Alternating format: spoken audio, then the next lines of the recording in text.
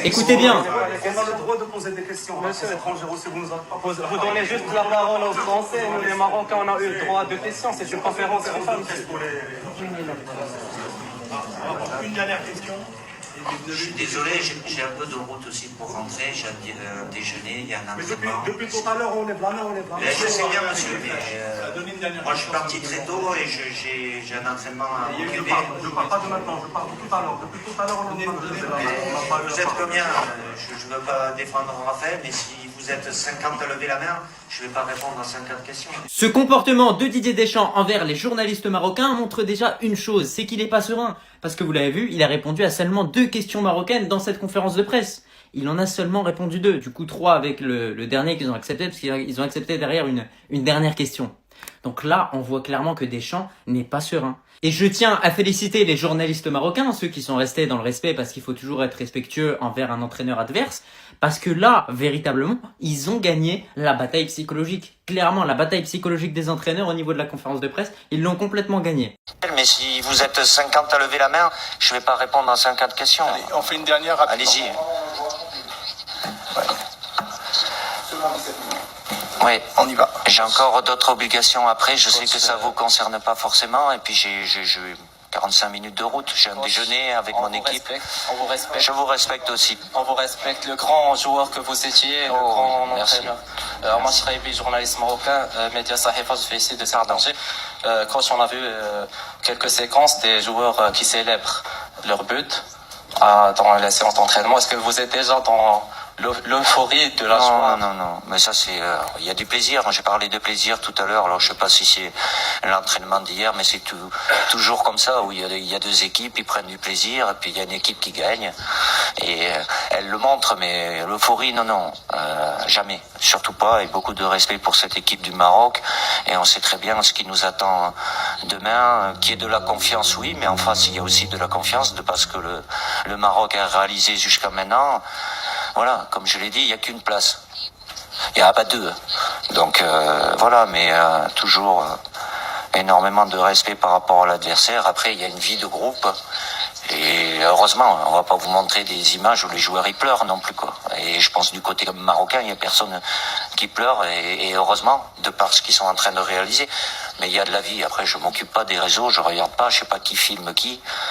Voilà, c'est une vie de groupe. Quand il y a quelque chose qui me plaît pas, je dis bon, il vaut mieux éviter, parce qu'il y a des choses qui peuvent faire. Le coach qui avait l'air bien agacé sur cette séquence. En même temps, faut dire que la question du journaliste marocain était pas très... Évidemment que les joueurs sont joyeux, et tant mieux que ce soit comme ça. Ils sont qualifiés en quart de finale, ils jouent la Coupe du Monde. Ils ont de très bons résultats depuis le début de cette compétition. C'est sûrement la meilleure nation. Donc quand ça se passe comme ça, comment tu veux qu'il y ait des tensions dans le groupe? Et comme l'a dit Deschamps, c'est mieux de les voir comme ça qu'en train de pleurer. Et comme il l'a aussi dit, il doit y avoir sûrement les mêmes images côté marocain. Je pense pas que les joueurs marocains, dernière nation africaine qui joue encore la Coupe du Monde, sont en dépression avant de jouer la France. Et c'est totalement normal. Cette question, c'était sûr qu'elle allait être posée. Cette question-là, j'en suis sûr que les journalistes allaient se battre pour la poser en premier. Comme vous savez, j'ai pas besoin d'en dire plus. Vous vous rappelez de cette scène-là? Au Qatar, Coupe du Monde 2022, le demi-finale. Le tacle de Théo Hernandez sur Sofiane Bouffal. Et un journaliste lui a posé la question, est-ce que ça pouvait se siffler? Et regardez sa réponse. Je salue la réponse de Didier Deschamps qui est 100% honnête. Il a dit clairement que oui, ça peut se siffler. Mais si c'est pas sifflé, voilà. Mais on ne peut pas revenir en arrière. Il a tout à fait raison. Là, on peut rien dire de plus. Honnêtement, je salue sa réponse. Il y aurait peut-être eu des entraîneurs qui auraient dit que non, il y a 2 contacts. Voilà, il n'a pas sifflé penalty parce qu'il n'y avait pas penalty, alors que lui, non. Il a été 100% honnête, et c'est ça qu'on veut voir finalement. Alors certes, c'est un entraîneur qui des fois a des réponses un peu, voilà. Mais il faut admettre que Didier Deschamps, c'est une personne qui est très honnête. En tout cas, j'ai regardé l'interview, il a dit de très belles choses sur l'équipe du Maroc. Il a dit que si le Maroc était en quart de finale, ce n'est pas pour rien qu'on allait se méfier de cette équipe. Dis-moi le Maghreb, les frères, j'y crois. J'attends votre avis en commentaire. Quel est votre pronostic? Je sais pas vous, les frères, hein, mais moi, je suis tellement impatient que ce foutu match commence. Ce foutu quart de finale, les frères. J'ai l'impression que ça fait 1 semaine qu'on attend le match, là. Surtout, les frères, je suis vraiment impatient. C'est de découvrir le 11 qui va affronter l'équipe de France. Mais dans tous les cas, les frères, je fais confiance au staff technique de Mohamed Wabi parce que je sais très bien qu'ils ont dû mettre du temps et du temps pour analyser chaque tactique de l'équipe de France. Ils ont dû regarder chaque match, les frères. On se rend pas compte du boulot que c'est, les frères, hein. Moi, la question que je me pose, les frères, c'est est-ce que Mohamed Wabi voudra que le Maroc garde le ballon ou bien il voudra le laisser à la France? C'est la question que je me pose. Parce que là, on se rend pas compte, les frères, mais ça va être un vrai casse-tête. De toute façon, c'est simple. Ça va être surtout un match de tactique. Ça va se jouer entre Mohamed Wabi et Didier Deschamps.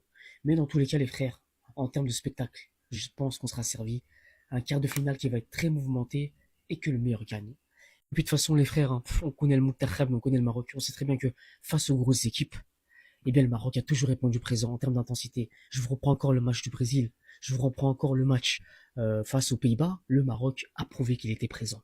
Donc on y croit jusqu'à la fin. De base, pour moi, les quarts de finale, c'était juste du bonus. Mais si Wahbi y croit, je suis qui pour pas y croire? Comme on dit, si Dieu pardonne, je suis qui pour pas pardonner? Bah, c'est la même, là.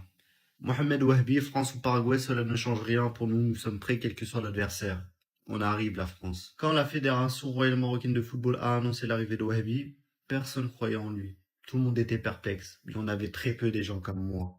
Et au jour d'aujourd'hui, il nous ramène en quart. Contre qui? Contre la France. Pendant que nos chers voisins africains disent qu'on n'est pas une grande nation, d'autres disent le contraire. Monsieur Didier Deschamps. Le Maroc fait partie des meilleures sélections, nous l'avons affronté il y a 4 ans, et depuis ils sont champions d'Afrique de la CAN. C'est une équipe très forte et sa qualification en quart de finale de la CDM n'a rien d'un hasard. C'est pas moi qui le dis. Vous avez dit que c'était de la chance en 2022. Il n'en reste plus que 2. On comprendra qui pourra. Maintenant, je pense que l'Égypte, ils vont sortir contre l'Argentine de Messi, hein, voilà.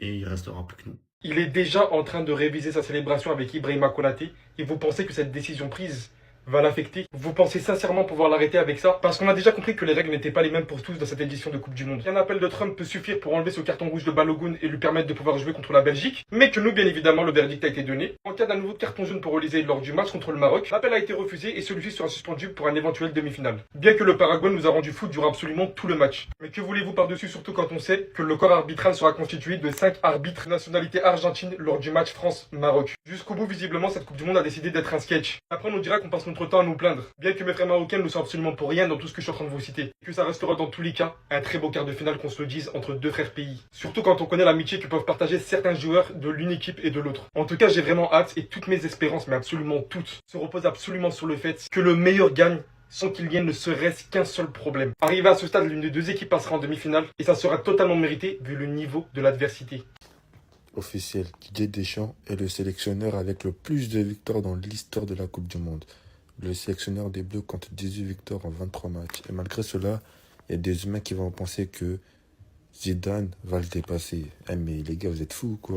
Moi, je vous préviens déjà que Zidane, quand il va venir, on aura une Coupe du Monde, je pense, tu vois. Enfin, j'espère, t'as capté, mais t'as vu, il va pas dépasser Deschamps. Impossible, wesh. On a tous grandi avec lui, les gars. Hein. Impossible. Peut-être il nous fera gagner des euros, ce qui est bien, tu vois. On en a besoin, nous. Mais pas la Coupe du Monde, parce que la Coupe du Monde, les gars, c'est dur, hein. Et non, en tout cas, merci beaucoup Deschamps.